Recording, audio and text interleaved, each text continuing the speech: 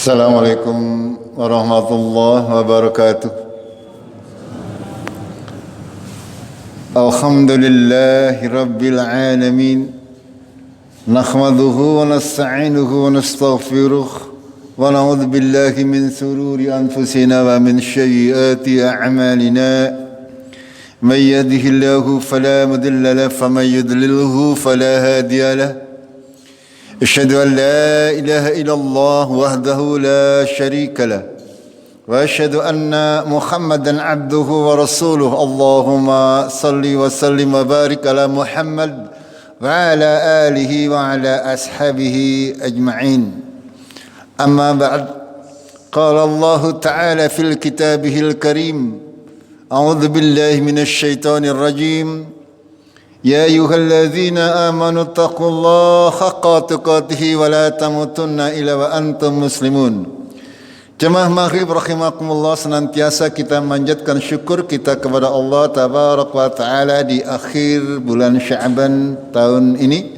Kita masih diberi kesempatan oleh Allah untuk senantiasa berusaha memperbanyak amal-amal salih kita semuanya di dalam rangka menambah beban timbangan kebaikan amal kebaikan kita. InsyaAllah ta'ala kita menghadap Allah tabarak wa ta'ala dalam keadaan Islam, dalam keadaan iman, dalam keadaan tidak banyak membawa dosa-dosa, dengan sebab kita banyak melakukan amal-amal saleh selagi kita masih diberi kesempatan.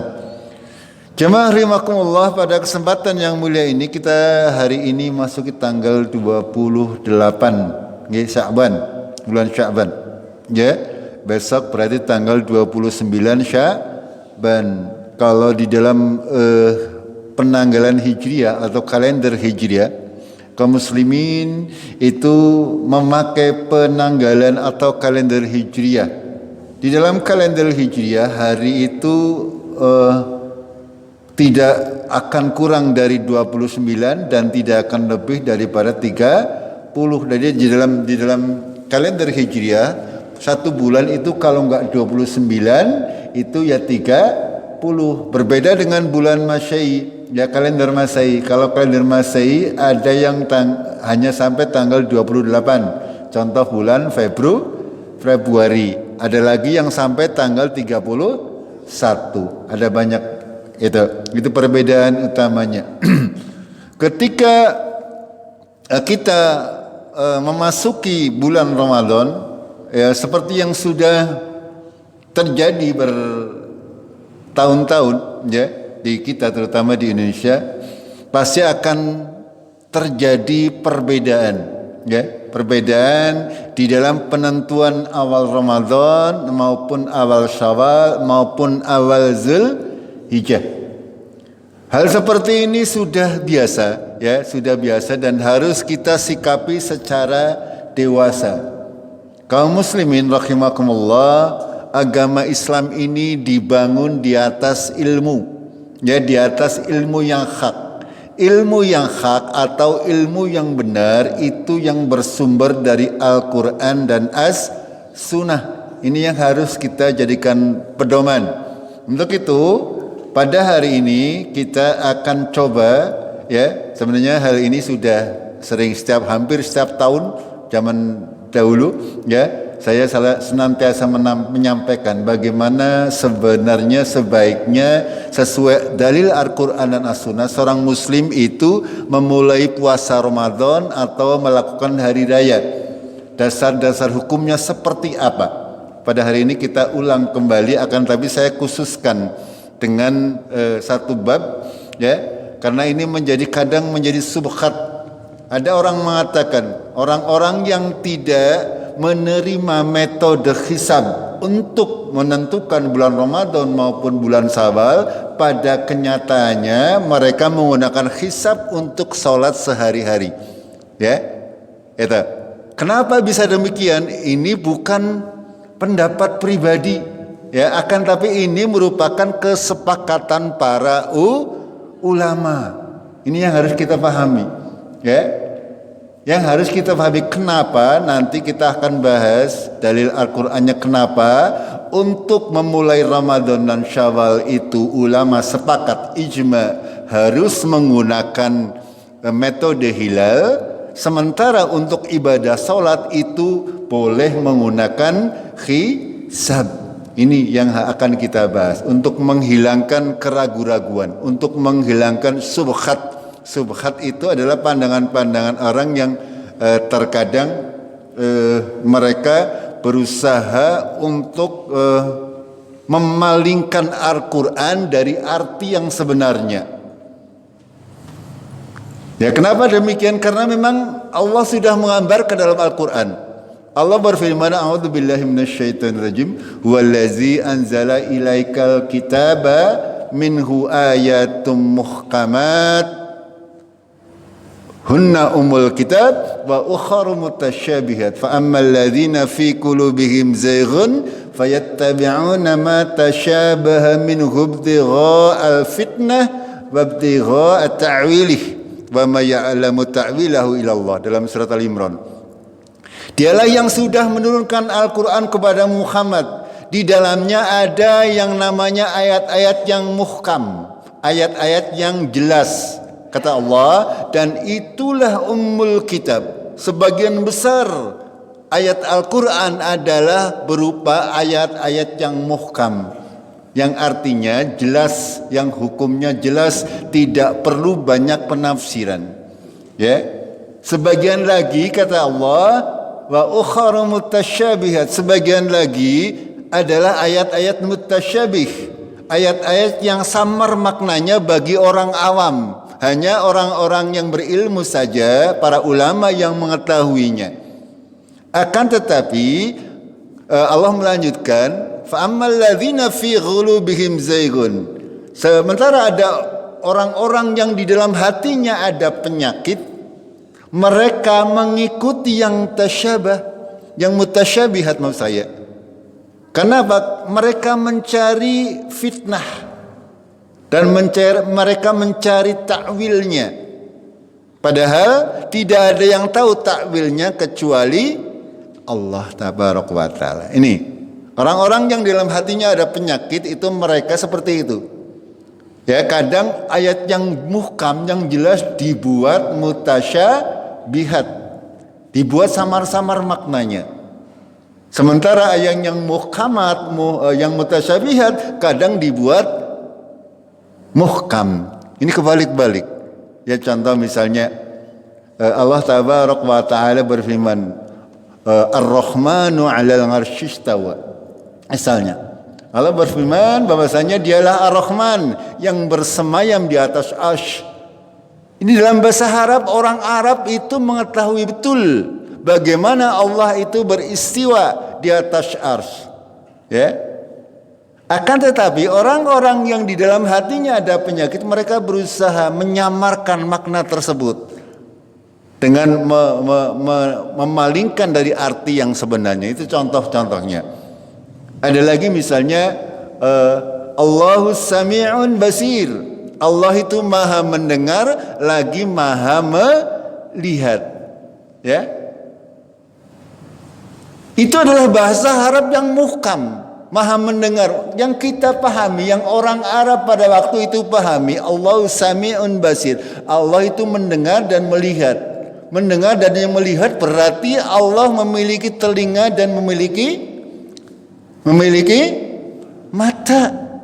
Hanya bagaimana bentuknya, bagaimana Allah mendengar, bagaimana Allah melihat, ini yang tidak boleh kita persoalkan. Kita cukup imani saja. Ya, tidak perlu kita artikan, mencari arti yang angel-angel. Ya, ketika Allah mengatakan Allah mempunyai mata, Allah mempunyai wajah, ya, Allah mempunyai tangan dan sebagainya, kita imani sesuai dengan yang difirmankan oleh Allah.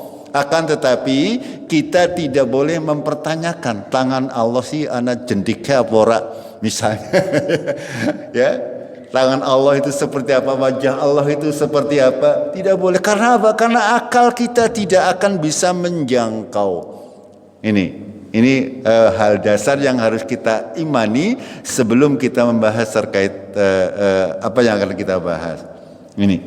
Karena bagaimanapun juga, kenapa terjadi perselisihan di antara umat Islam, ya? Itu sama dengan kaum-kaum terdahulu. Karena baghyam bainahum, karena ada kedengkian, karena ada orang-orang yang lebih mengutamakan akal pikirnya daripada Al-Quran dan As-Sunnah. Ini permasalahan, ya. Padahal Allah sudah menyampaikan, ya ayyuhalladzina amanu atingullah wa atingir rasul wa ulil amri minkum. Wahai orang-orang beriman, ya, taatlah kepada Allah dan kepada Rasul dan kepada ulil amri, kepada pemerintah yang sah. Fa in tanaza'tum fi syai'in farudduhu ila Allahi wa Rasul. Jika kalian berselisih tentang segala sesuatu, maka kembalikan kepada Allah dan Rasulnya. Maksudnya kembalikan kepada Al-Quran dan Al-Hadis. Ini. Akan tapi itu tadi karena hawa nafsu, sehingga ketika ada terjadi perselisihan, kebanyakan orang tidak mengembalikan kepada Al-Quran dan As-Sunnah, akan tetapi mereka mengembalikan kepada pendapat pribadi atau pendapat golongan. Ini makanya tidak akan pernah bersatu sampai yaumul kiamah. Ya, kalau kau pengen bersatu sesuai dengan perintah Allah, ya, harus dikembalikan kepada Allah dan Rasulnya, harus dikembalikan kepada Al-Quran dan Al-Hadis. Ini akan kita coba bahas terkait permasalahan awal puasa dan awal Syawal biasanya. Karena tahun ini kemungkinan besar berbeda. Ada yang 18 besok, hari Rabu, ada juga yang 19, mungkin ada yang hari-hari lain juga. Secara umum ada terbagi dua, antara 18 apa 19. Nanti kita mau ikut yang mana, itu Allah sudah mewanti-wanti kepada kita. Wala ta'fu ma laisa laka bihi ilmun. Janganlah kalian mengikuti sesuatu kecuali kalian mengetahui ilmunya. Ya, bagi orang-orang yang mampu, utamanya kayak panjenengan semuanya yang masih muda-muda, masih punya akal, punya pemikiran, punya kemampuan untuk mengetahuinya, maka berdosa ketika panjenengan taklid kepada sesuatu yang panjenengan tidak memiliki ilmunya. Berdosa. Nanti akan dimintai tanggung jawab oleh Allah. Akalmu buat apa? Ilmumu buat apa? Kemampuanmu buat apa? Itu. Allah tidak melarang kita untuk mengikuti segala sesuatu yang kita tidak punya ilmunya. Kecuali memang kalau ada misalnya orang tua, ya, orang tua yang sudah boro-boro mengikuti zaman update dengan berita dan sebagainya, ya tidak mengapa. Allah tidak membebani kecuali sesuai dengan kesanggupannya. Itu seperti itu. Agama Islam itu mudah, tapi jangan dipermudah, tetapi juga tidak boleh dipersulit. Gitu. Kita mulai dengan perkataan Imam Malik bin Anas. Beliau termasuk di antara tabi'in, ya. 3 generasi kaum salaf yang sudah dijamin oleh Rasulullah sebagai generasi terbaik. Beliau merupakan salah satu dari imam mazhab, ya. Zaman tabi'in ada 4 imam, Abu Hanifah, Syafi'i, Malik dan Imam Ahmad, yang semuanya memiliki secara akidah mereka sama, hanya mungkin pemahaman fikih yang berbeda. Ya, terkait misalkan sholat, ya sholat subuh misalnya, Imam Syafi'i mengatakan sholat subuh harus pakai kunut, sementara imam yang lain tidak. Ini diantara perbedaan kenapa panjenengan mungkin sedikit banyak pernah membaca tentang mazhab-mazhab dalam agama Islam. Ya, akan tetapi imam-imam ini mereka itu manusia, ya, mereka itu manusia tempatnya salah. Kalau para imam ini tidak mencocoki Al-Quran dan As-Sunnah, maka pendapat mereka ini boleh ditinggalkan. Itu akidah kita, ya. Nah, diantaranya perkataannya akan kita jadikan landasan kajian kita hari ini adalah perkataan Imam Malik bin Anas. Beliau berkata, "Man ibtada'a fil Islami bid'ah yaraha hasanah, Ya, barang siapa mengada-adakan dalam agama Islam, dalam perkara urusan ibadah, mengada-adakan bid'atan, sesuatu yang baru, sesuatu yang tidak pernah dicontohkan oleh Rasulullah. Ini makna bid'ah. Sesuatu yang tidak pernah dilakukan oleh Rasulullah. Baik caranya, baik waktunya, baik bagaimana, baik tempatnya dan sebagainya. Kalau itu sebuah ibadah kok dilakukan tidak sesuai dengan yang dicontohkan oleh Rasulullah, pasti dinamakan bid'ah. Gitu. Contoh ini, memulai bulan Ramadan, ibadah Ramadan. Ibadah. Ya, memulai Ramadan itu ibadah. Bagaimana caranya Rasulullah memulai ibadah, itu yang harus kita ikuti. Selain itu bid'ah. Ini bukan saya yang mengatakan, tapi Imam Malik. Ya, yaraha hasanan. Mereka menganggap yang mereka katakan itu adalah benar. Apa lanjutnya? Faqad za'ama anna Muhammadan sallallahu alaihi wasallam khana risalah. Sungguh mereka menuduh, ya, orang-orang yang demikian ini menuduh apa? Rasulullah sudah berkhianat. Berarti Rasulullah tidak amanah, sudah menyembunyikan risalah. Ini ya, ini sangat berat konsekuensinya. Lalu beliau melanjutkan, li'anna Allah yaqul, karena Allah berfirman, al-yawma akmaltu lakum dinakum, surat Al-Maidah ayat 3. Sudah sering kami sampaikan, ya, pada hari ini telah aku sempurnakan agama kalian. Berarti agama Islam sudah sempurna pada saat diturunkannya suratul Maidah. Ketika Rasulullah diwafatkan, kita sudah mempelajari tentang sirah Nabi Shallallahu Alaihi Wasallam dari mulai lahir sampai wafatnya, semuanya sudah dijelaskan. Lalu beliau melanjutkan, "Famalam yakun yawma idin dinan, fala yakunul yawma dinan." Dan apa-apa yang tidak pada hari di mana Muhammad masih hidup menjadi agama, maka pada hari ini juga tidak menjadi agama. Maknanya apa-apa yang tidak dikerjakan oleh Rasulullah pada zaman beliau masih hidup, itu tidak akan menjadi tuntunan syariat sampai hari ini. Ini perkataan yang sangat luar biasa yang kita harus jadikan pedoman. Ini jamaah rahimakumullah, ini sebagai pembukaan. Yang pembukaan yang kedua, bahwasanya Al-Quran itu turun dalam bahasa Arab yang jelas maknanya. Ya, yang paling memahami Al-Quran kira-kira siapa? Kira-kira siapa? Yang pertama Nabi Muhammad. Yang kedua, ya orang Arab, orang Quraisy pada waktu itu. Orang Quraisy, orang Arab, orang Quraisy, orang yang berada di Mekah pada waktu itu dan orang pada Madinah selanjutnya. Orang-orang di luar itu mereka tidak begitu faham terkait bahasa Al-Quran. Karena ini Allah menjelaskan ya dalam surat Yusuf. Inna anzalnahu Qur'anan Arabiyyan, ya, la'allakum ta'qilun. Sesungguhnya kami menurunkan kepadamu Quran dalam bahasa Arab agar kalian memahaminya. Ta'qilun. Ya, bagaimana kalau nabinya orang Arab, Qurannya diturunkan bahasa Jawa? Ya angel nggih. Ya, makanya Allah menjelaskan seperti itu. Allah menurunkan Al-Quran dalam bahasa Arab yang dipahami oleh orang Arab pada waktu, sehingga yang paling paham apa yang diturunkan oleh Allah dalam Al-Quran itu adalah orang Arab pada waktu, termasuk Nabi Muhammad Sallallahu Alaihi Wasallam bersama para sahabatnya. Ini ya, dalam ayat yang lain Allah berfirman, "Wa innahu tanzilu rabbil alamin." Sesungguhnya Quran itu turunkan oleh Rabb semesta alam. Nazala bihi ruhul amin, yang diturunkan atau dibawa oleh malaikat Jibril. Ala qalbika litakuna minal mundirin.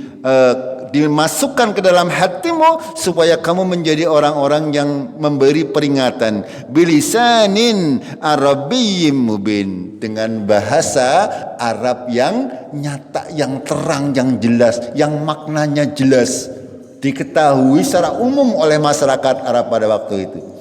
Ini tidak ada yang samar-samar, ya. Kenapa banyak kaum muslimin itu salah dalam menafsirkan Al-Quran, misalnya orang di luar Saudi, orang di luar Mekah, Madinah dan daerah sekitarnya. Ya, misalnya orang di Irak, orang di Turki, orang di Palestina, orang di Indonesia, orang di Malaysia, ya. Mereka tidak memahami secara makna yang benar. Itu. Yang paling memahami adalah mereka. Ya, orang Arab pada waktu itu. Sehingga terkadang banyak kaum muslimin yang salah di dalam memahami Al-Quran. Makanya ketika kita mau berusaha memahami Al-Quran, harus rujuk kembali kepada Nabi kita Muhammad SAW, lalu kepada sahabat Nabi, kepada para tabi'in, para tabi'in dan seluruh orang-orang yang mengikuti mereka, karena mereka yang paling paham, ya. Sementara kita orang-orang yang jauh, kita hanya bisa memahaminya dari para ulama. Kalau kita salah dalam memilih guru misalnya, maka kita akan mendapatkan pemahaman yang keliru. Ini permasalahan yang harus kita pahami. Ini dasar-dasar pembahasan kita hari ini. Yang akan kita bahas adalah perbandingan perintah waktu untuk puasa dan waktu sholat. Ini yang kita bicarakan tadi. Kenapa para ulama mereka tidak menerima kalau waktu puasa itu dengan metode hisab, sementara untuk waktu sholat mereka terima metode hisabnya. Kenapa demikian? Kita amati bersama-sama. Dalam Al-Baqarah ayat 185 yang sudah sering kita bacakan, sudah sering kami sampaikan. Allah telah mewajibkan puasa dalam surat yang ke-183. Nggih? Apa lambadan? Pripun bunine? Ya ayyuhalladzina amanu kutiba alaikumus syiyam. Diwajibkan atas kalian berpuasa. Kapan waktunya Allah menjelaskan di surat yang ke-185. Apa Allah berfirman? Syahrul Ramadan, yaitu pada bulan Ramadan. Itu. Sementara bulan-bulan yang lain tidak diwajibkan oleh Allah. Nah ini, kalau ada orang berpuasa di luar bulan Ramadan menganggap itu wajib, itu namanya bid'ah. Itu, ya. Karena tuntunannya jelas. Itu. Ini yang pertama, saya singkat saja.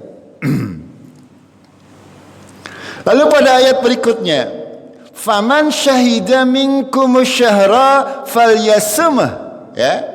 Apa maknanya? Barang siapa melihat di antara kalian syahrul bulan Ramadan tersebut, maka berpuasalah. Barang siapa melihat, ini bahasa Arab yang jelas. Ya, bahasa Arab yang jelas, yang terang. Semua orang Arab mengetahui bahwasanya namanya melihat, yang melihat dengan bukan kira. Itu maksud saya menjelaskan di awal tadi, ya. Orang Arab semuanya tahu yang namanya kalimat ini, faman syahida minkum syahra falyasumhu. Barang siapa yang melihat dengan mata, ya, melihat dengan mata, maka mereka diperintahkan, diwajibkan untuk berpuasa. Sing ora weruh kepriwe? Ora wajib. Ini sampai di sini begitu. Bener napa mboten? Angger tekan akhir bulan ora weruh terus di ora weruh terus priwe? Sebulan ora weruh, nyumo ora weruh hilal. Nggih. Gitu mboten? Ini kan bahasa yang jelas nggih. Faman syahida minkum syahra falyasumhu. Barang siapa yang melihat, ya, artinya apa yang dilihat? Hilal bulan Ramadan. Apa itu hilal?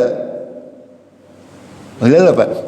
Ini saya kasih gambaran. Ada garis lurus di cakrawala, ya, antara batas antara siang dan malam. Yang namanya hilal ini batas garis. Ini ada bulan. Bulan itu karena ketutup matahari, ini ada cakrawala, ya.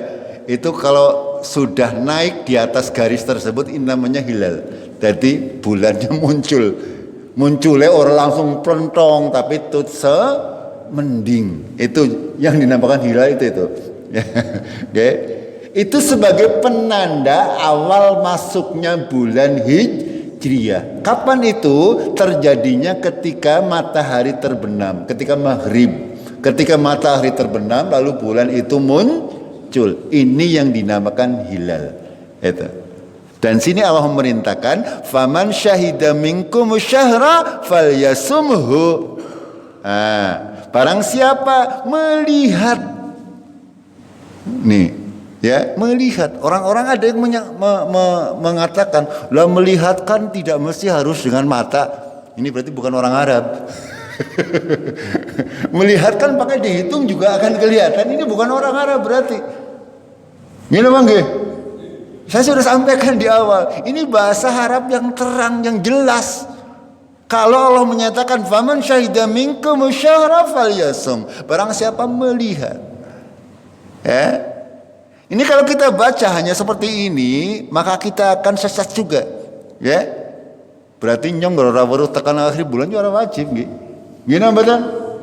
Nah ini makanya kita butuh dalil pendukung, yaitu hadis Nabi Sallallahu Alaihi Wasallam. Kita lihat hadisnya. Ini ya, apa seperti itu caranya? Kalau tidak melihat ya sudah, berarti nyawara wajib puasa bu tanggal telu kan nyawara baru hilal bang udan baik. Gitu betul. Makanya Rasulullah menjelaskan dengan detail. Ya, Nabi SAW bersabda, asyharu tis'un wa ishruna laila. Hari itu ketika bulan Sya'ban maksudnya sudah memasuki tanggal 29. Ya, sekarang 28 berarti besok. Ini perintahnya. Ketika sudah memasuki tanggal 29. Fala tasumu hatta tarahu fa in ghumma alaikum faqmilul iddata salasin. Itu sabda Rasulullah. Ya, ketika bulan Sya'ban memasuki tanggal 29, besok tanggal 29, sekarang tanggal 28. Ya. Para ulama mengatakan ilmu hisab boleh, untuk memperkirakan boleh tanggal-tanggalnya. Ketika besok ini masuk ke tanggal 29, apa perintah Rasulullah? Janganlah kalian berpuasa kecuali sampai kamu melihatnya, melihat hilal bulan Ramadan, sebagai tafsiran dari ayat yang mulia ini. Faman syahida minkum syahra falyasumhu. Ini Rasulullah yang menjelaskan. Kalau orang awam, kalau menjelaskan tidak pakai hadis ini, berarti Rasul saya sampaikan tadi, ya nggak orang berarti orang puasa ya. Kamu tanggal 5 berweb tanggal 15 genah bulan. Sehingga puasanya mulainya tanggal 15. Itu bisa saja. Kalau itu orang awam, makanya Rasulullah memperjelas ya.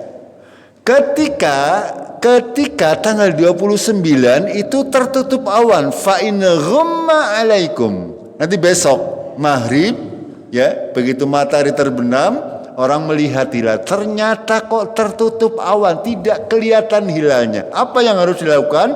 Fa akmilul iddata salasin. Maka genapkanlah bulan Sya'ban menjadi 30 hari. Gampang ya. Gampang sekali. Agama Islam itu mudah. Ya, ketika tertutup awan tidak usah dicari-cari, ya sudah, genapkan bulan Sya'ban 30 hari selesai. Kalau besok tanggal 29 hari Selasa, kalau kelihatan besok berarti Rebo puasa. Gini betul? Kalau besok maghrib tidak kelihatan berarti puasanya Kamis. Itu. Dan alhamdulillah pemerintah kita Indonesia masih menggunakan dalil dari Al-Quran dan As-Sunnah. Besok ya secara nasional pemerintah kita akan mengadakan sidang isbat, akan memantau hilal.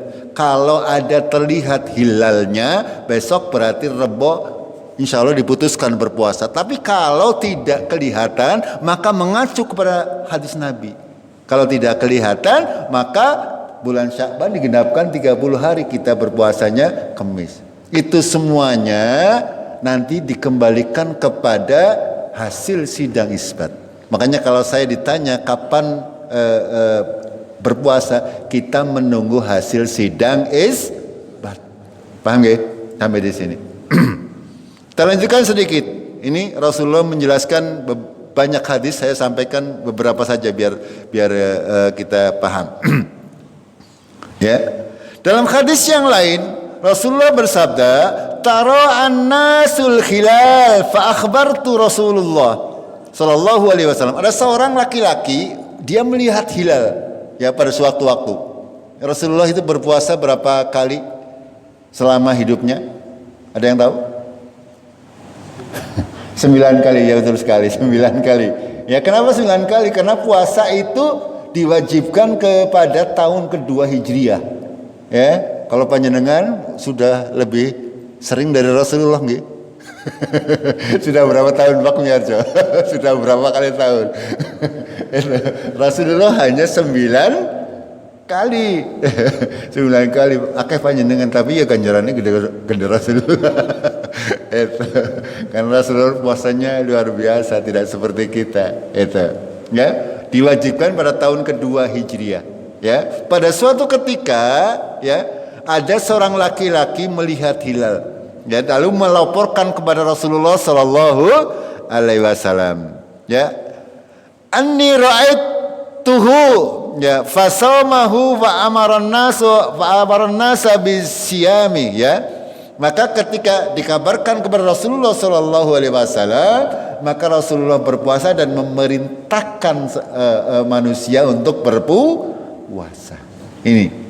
Jadi puasa ini dasar hukumnya adalah penglihatan manusia. Sekali lagi, ya, bukan karena ada tidaknya hilal. Ya mungkin ketika besok tanggal 29 ya pada zaman Rasulullah, kadang para sahabat melihat hilalnya sudah ada tapi tertutup awan. Tapi itu tidak menjadi patokan walaupun hilalnya sudah naik, ya, sudah naik, ya, akan tapi karena belum terlihat, makanya Rasulullah tidak memutuskan itu sebagai awal puasa. Ini. Paham ya? Ini. Mudah-mudahan bisa dipahami ini. Kenapa? Ini karena syariat. Syariat itu berdasarkan Al-Quran dan As-Sunnah. Hikmahnya hanya Allah yang tahu. Ya, apakah Allah tidak mengetahui metode hisab? Kira-kira bisa nggak Allah menghitung kapan terjadinya gerhana matahari, kapan terjadinya tanggal 1 Syawal? Bisa nambatan? Bisa sekali. Kira-kira Nabi Muhammad bisa nggak takon maring Jibril? Jibril, 1 Syawal kira-kira sikap pengesuk, kira-kira bisa nambatan? Menurut panjenengan? Bisa sekali, nggih. Akan tetapi tidak dilakukan oleh Rasulullah Shallallahu Alaihi Wasallam karena tidak diperintahkan oleh Allah. Itu, ya, bisa Rasulullah Shallallahu Alaihi Wasallam bisa saja diajari metode hisab oleh Jibril alaihissalam, oleh Allah langsung dan pasti benar. Akan tetapi Allah tidak menginginkan seperti itu. Syariat Allah pasti. Ya, untuk berpuasa itu syaratnya harus, ya, yang dipersyaratkan untuk memulai puasa adalah orang yang melihat, bukan wujud hilal. Ini. Dari hadis ini juga menjadi syarat, ya, untuk memulai Ramadan cukup 1 orang yang adil. Kalau ada 1 orang yang adil melihat hilal dan setelah sekarang ini disumpah dan sebagainya, ya, dengan tata cara yang disepakati, maka sudah bisa dijadikan dasar patokan untuk menentukan Ramadan ketika 1 orang melihat hilal. Akan tetapi kalau untuk melihat hilal Syawal berbeda, syaratnya harus 2 orang. Dalam hadis yang lain Rasulullah bersabda, sumu li ru'yatihi wa aftiru li ru'yatihi wa insuku laha fa in khama alaikum faqmilu salasin fa in syahida syahidani fasumu wa aftiru. Ya, berpuasalah kalian karena melihat hilal dan berbukalah kalian, maksudnya berbuka ini di bulan Syawal, ya. karena melihat hilal dan menyembelihlah ya. Maksudnya untuk memulai bulan Dzulhijjah juga dengan melihat hilal. Jika kalian tertutup awan, maka genapkanlah bulan Sya'ban kalau untuk bulan Ramadan. Kalau untuk bulan Dzulhijjah berarti bulan Dzulqa'dah. Ya. Menjadi 30 hari. Ya, di sini yang menyatakan dua orang saksi di sini. Fa in syahida syahidan, ya. Fasumu wabtiru. Di sini para ulama menjelaskan bahwa makna daripada hadis ini adalah untuk awal Ramadan cukup satu orang yang melihat, sedangkan untuk awal bulan Syawal adalah dua orang yang melihat. Persyaratannya seperti itu. Jemaah rahimakumullah. Ini tadi dasar syar'inya, ya. Sekarang ini beberapa informasi saya ambil dari Google terus saja nggih. Ya, biar panjenengan tahu. Ya, besok itu secara umum tanggal 17 Februari daerah-daerah di Indonesia tinggi hilal semuanya masih minus. Artinya masih di bawah ufuk ora gadang. Ya. Ya. Kalau hilal itu tingginya kurang lebih 3 derajat itu kemungkinan bisa dilihat. Tapi kalau 2 derajat ke bawah akan sangat sulit untuk dilihat. Ya. Di dalam perhitungan ilmu hisab ini, ya perlu panjangan sedikit mengetahui, 1 derajat itu sekitar 4 menit. Jadi kalau 1 derajat itu bulan akan terlihat selama 4 menit. Ya, antara jeda matahari terbenam dan bulan muncul, dia akan kelihatan selama 4 menit. 1 derajat. Ya, kalau 2 derajat berarti 8 menit. Kalau 3 derajat berarti berapa? 12 menit. Yang mungkin kelihatan itu ketika ketinggiannya 3 derajat. Yang mungkin. Itu. Maka orang-orang yang menyatakan besok, ya, atau hari Rabu, ada yang sudah menetapkan mau berpuasa, ini apa dasarnya? Jamaah rahimakumullah. Ya, mereka berusaha untuk membuat penanggalan global yang mendunia katanya. Oke? Dasarnya mereka menggunakan satu matlo. Artinya ketika bulan sudah terlihat di Amerika atau di Saudi atau di Afrika atau di Alaska sudah kelihatan, berarti berlaku untuk seluruh dunia. Itu. Dan ini dasar dari mana? Ini pertanyaannya kan gitu, ya. Ini dasar dari mana? Ya, ini dasar dari mana? Al-Quran dan As-Sunnah sangat mudah untuk menemukan bulan Ramadan itu seperti yang tadi sampaikan tadi. Yang menyatakan atau menentukan tanggal 18 sebagai 1 Ramadan, mereka mempunyai dasar bahwasanya di Alaska. Panjangan tahu Alaska? Tahu nama betul? Alaska berarti Alaska itu nang dhuwure Kanada, ya, di atasnya Kanada, berarti Amerika dhuwur maning lah, sudah dekat dengan kutub. Gitu. Mereka mengambil dasar bahwa di Alaska besok hari Selasa maghrib itu sudah 5 derajat, itu di Alaska. Sehingga mereka menyatakan hari Rabu sudah masuk tanggal 1 Ramadan, sehingga diputuskan oleh mereka bahwa 1 Ramadan jatuh pada hari Rabu. Ini semuanya dasarnya adalah pemikiran manusia. Ini. Yang mau silakan, ya. Yang mau ikut hari Rabu silakan. Dasarnya seperti itu. Panjenengan bisa baca sekarang. Kenapa ada yang menetapkan tanggal 18 itu 18 hari Rabu itu tanggal 1 Ramadan. Itu dasarnya seperti itu. Ini saya sampaikan apa adanya. Ini.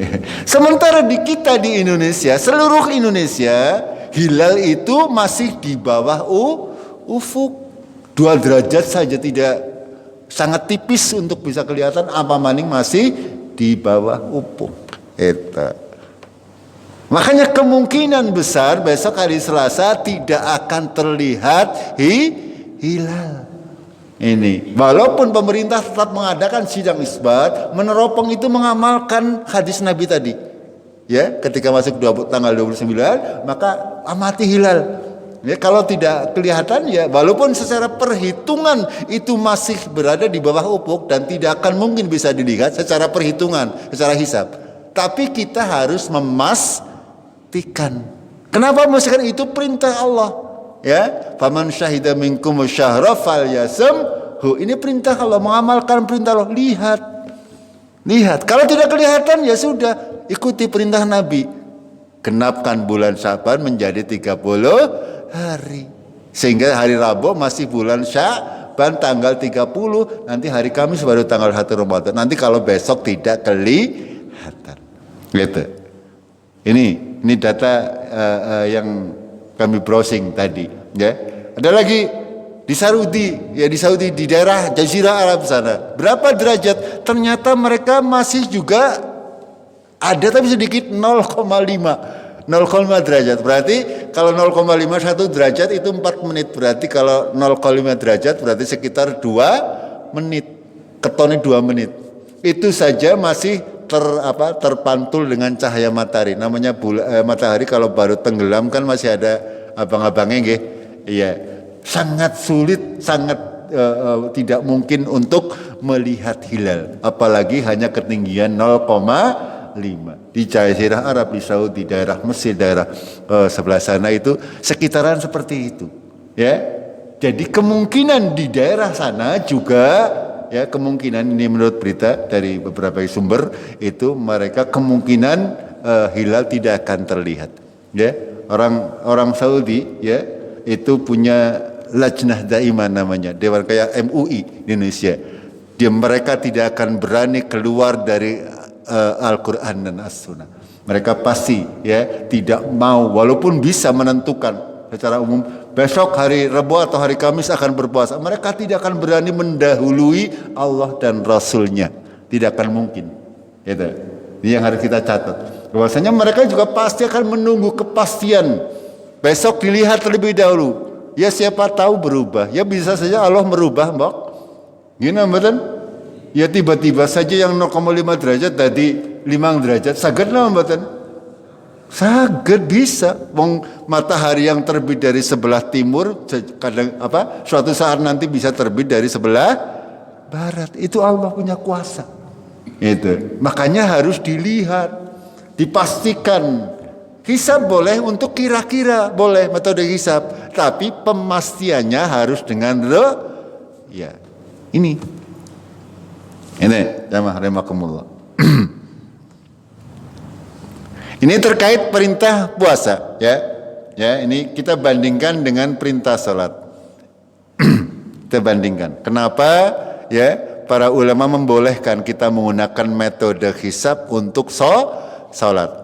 Dalam Al-Quran perintah salat, waktu salat itu ada dalam surat Al-Isra ayat 78-79 terkait waktunya, ya. Allah berfirman, a'udzubillahi minasyaitonir rajim, aqimis shalah liduluki syamsi ila ghasaqil lail wa qur'anal fajr inna qur'anal fajri kana masyhudan wa minal laili fatahajjad bihi nafilatan laka asa ayyab'asaka rabbuka maqaman mahmudan. Ya, dirikanlah salat ketika matahari telah tergelincir sampai kepada ketika sudah waktu malam, dan Quran al-Fajr, dan dirikanlah salat fajar, salat subuh. Sesungguhnya Quran al-Fajr, salat subuh itu kana masyhudan, dihadiri para malaikat. Bukan berarti salat yang lain tidak dihadiri, nggih. Artinya ini menandakan keutamaan salat subuh lebih karena memang seperti itu, ya. Itu. Wa minal laili, dan pada waktu sebagian malam, fatahajjad bihi, salatlah tahajud dengannya, nafilatan sebagai ibadah sunnah bagi kamu, asa ayyab asaka rabbuka maqaman mahmudan. Mudah-mudahan Allah akan menempatkan kamu pada tempat yang terpuji. Jamaah rahimakumullah, ini perintah salat, ini bukan waktunya, ini bukan dengan melihat. Allah tidak memerintahkan kamu harus melihat zawal, tidak.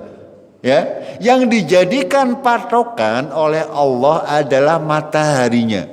Ya. Bagaimana cara Rasulullah menentukan sholat pada waktu itu? Karena belum ada sampai sekarang. Adalah dengan melihat bayangan. Ya, melihat bayangan. Ketika matahari pas berada di ubun-ubun, kita tidak punya bayangan. Itu maksudnya waktu zawal. Waktu pas kira-kira matahari berada di atas kita sehingga tidak ada bayangan sama sekali. Ini waktu yang diharamkan untuk sholat zuhur. Ya. Makanya Rasulullah menyatakan bahwasanya dalam hadis, ya, ini kelanjutannya. Ini tadi perintah dalam Al-Quran, nanti kita jelaskan terkait hadis Nabi SAW. Ya, ketika berada pas di tengah-tengah, yaitu namanya posisi zawal, kita dilarang untuk sholat zuhur. Kapan waktunya sholat zuhur? Adalah ketika sudah tergelincir. Rasulullah menggambarkan adalah sholat zuhur itu dimulai ketika panjang bayangannya itu kira-kira lebih 1 sendal jepit sekilan berarti. Ketika bayangan kita lebih panjang atau geser sekilan, ya ora pas banget, tapi ketika sudah 1 sendal jepit ukurannya, yaitu baru masuk sholat zuhur. Nanti masuk asar bagaimana? Ketika panjang bayangan sama dengan panjang bendanya itu sudah masuk waktu asar. Maghrib bagaimana? Ketika matahari telah tenggelam, sudah gelap. Isya bagaimana? Ketika di langit sudah tidak ada cahaya. Ya, cahaya kemerahan sudah ada, semua sudah gelap. Itu masuk waktu isya. Subuh kemana? Dan ini yang kadang menjadi suatu permasalahan karena subuh susah untuk melihatnya, ya, karena ini terkait dengan fajar sidik, ya, di mana Rasulullah menggambarkan fajar sidik itu adalah ketika di langit tampak kemerah-merahan, ketika sudah jelas antara benang putih dan benang hitam dilihat, ya, tanpa menggunakan lampu itu sudah jelas mana benang putih mana benang hitam, ya. Seiring perkembangan zaman, ya, kaum muslimin menemukan ya namanya jam matahari, ya, atau dengan jam sampai sekarang kita menemukan perhitungan waktu yang super canggih sampai hari ini, maka itu tidak mengapa. Ya, dahulu sebelum ada jam maka dibuat semacam jam matahari untuk menentukan. Ya, ada semacam benda taruh di panas, ya, untuk bisa menentukan kapan duhur. Kita lihat saja bedanya berapa kemiringannya, ya, karena dalam perputaran bulan, perputaran matahari dan bumi itu semuanya teratur. Seperti tadi yang namanya 1 derajat itu pasti sekitar 4 menit itu kelihatan. Kemiringannya juga sekian derajat itu akan bisa dihitung secara matematik karena Allah menentukan segala sesuatu, menciptakan segala sesuatu dengan qadar, dengan ketentuan yang pasti dan bisa dihitung semuanya.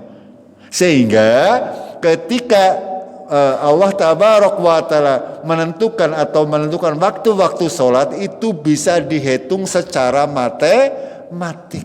Jam berapa tepatnya, detiknya berapa itu bisa dihitung secara matematik. Makanya para ulama membolehkan, tidak mengapa kita menggunakan jadwal sholat yang berlaku sekarang, tidak masalah, ya, karena itu memudahkan. Akan tetapi itu hanya sebagai penanda, ya. Kita lihat hadisnya terlebih dahulu. Ya, Rasulullah menjelaskan. Saya bacakan terjemahnya saja. Yang pertama, waktu zuhur dimulai saat matahari tergelincir ke barat, ya, atau waktu zawal, hingga bayangan seseorang sama dengan tingginya dan selama belum masuk waktu asar. Artinya batasannya waktu asar adalah ketika bayangan benda itu sama dengan panjang benda. Waktu asar masih terus ada selama cahaya matahari belum menguning. Itu berarti masih bisa untuk asar. Waktu sholat maghrib adalah selama cahaya merah saat matahari tenggelam belum hilang.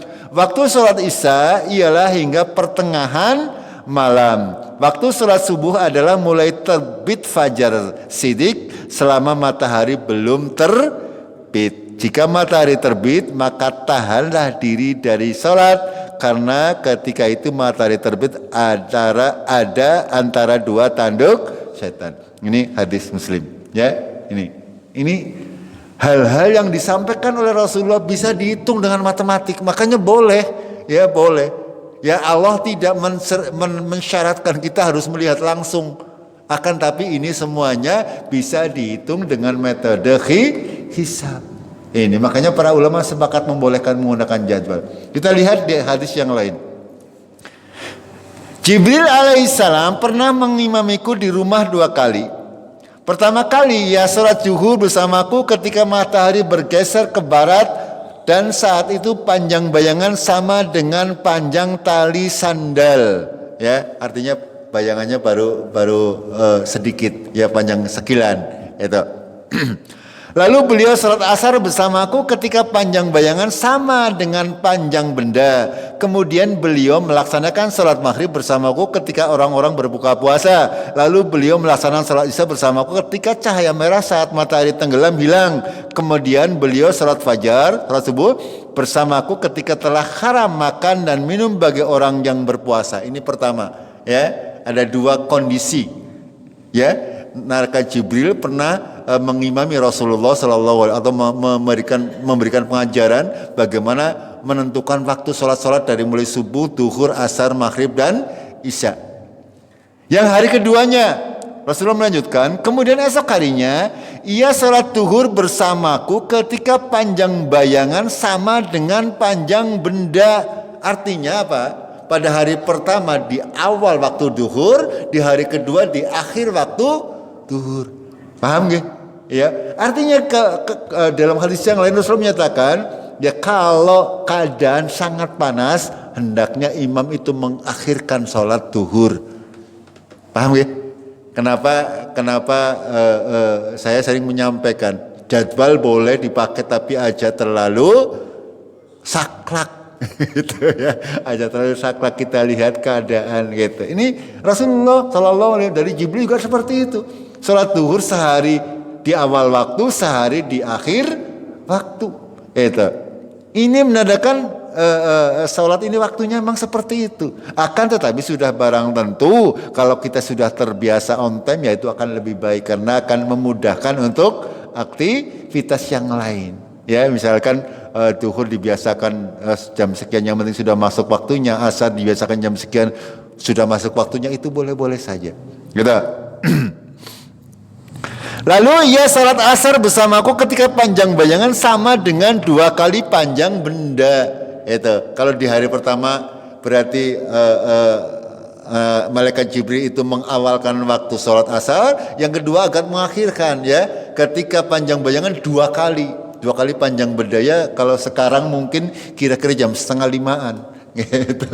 Ya, atau mungkin mendekati jam 5 itu, ya, di awal mungkin jam 3 atau jam 3:30, ya, di yang hari yang keduanya mungkin jam 4:30 atau mendekati sekitar itu, ya, persisnya. Dan itu semuanya bisa dihitung secara matematik, ya, apalagi sekarang sudah canggih, ya, itu semuanya diperbolehkan secara syar'i karena dalilnya memang tidak menunjukkan harus melihat. Berbeda dengan puasa Ramadan, dalilnya harus melihat. Paham gak?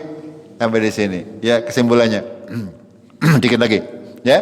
Bahwasanya kenapa para ulama tidak menerima metode hisab, ya, untuk menentukan awal bulan Ramadan maupun Syawal. Yang pertama, ya, dalil puasa mensyaratkan subjek pelaku untuk melihat hilal. Itu syaratnya, itu harus melihat. Kalau kira-kira dengan hisab itu tidak ada dalilnya, akan bertentangan dengan Al-Quran dan Sunnah Nabi Sallallahu Alaihi Wasallam. Ini permasalahan, ya. Tidak ada satu dalil pun, ya, dalam Al-Quran maupun hadis Nabi yang membolehkan mengawali puasa dengan hisab. Ya, kalau kita membolehkan puasa dengan metode hisab berarti kita sudah menyalahkan. Nabi salah, karena tadi pakai hisab, gini betul. Enggak, jangan pakai ru'ya, pakai hisab Nabi, ya. Para sahabat juga semuanya salah, para imam semuanya salah, para sahabat semuanya salah. Kita menyalahkan semuanya kalau sekarang kita menggunakan metode hisab. tadi. Padahal Nabi sudah menjalankan itu semuanya. Ya, itu. Ya, lalu alasannya, kesimpulannya, kenapa para ulama membolehkan untuk sholat ini? Karena dalil sholat tidak mensyaratkan objeknya itu pada waktu sholat bisa dihitung secara matematik. Ya, Allah tidak pernah mensyaratkan bahwa kita harus melihat dengan mata kepala kita.